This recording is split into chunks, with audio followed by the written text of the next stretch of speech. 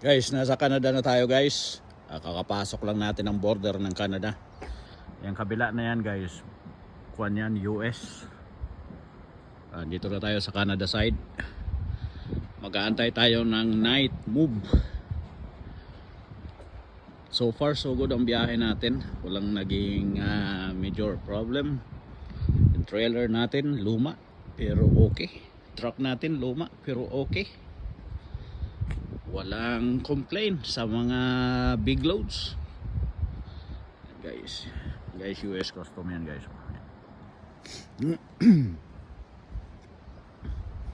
Ayan, mga kargahan ng mga hayop yan, oh. Animal. Animal.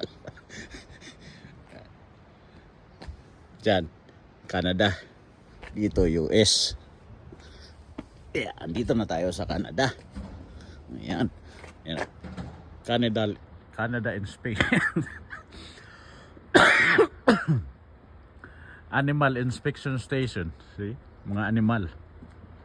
Ayan, Canada.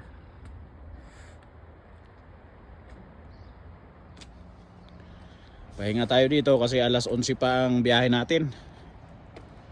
Alas 11 ng gabi hanggang alas 5. Kaya alis ako dito.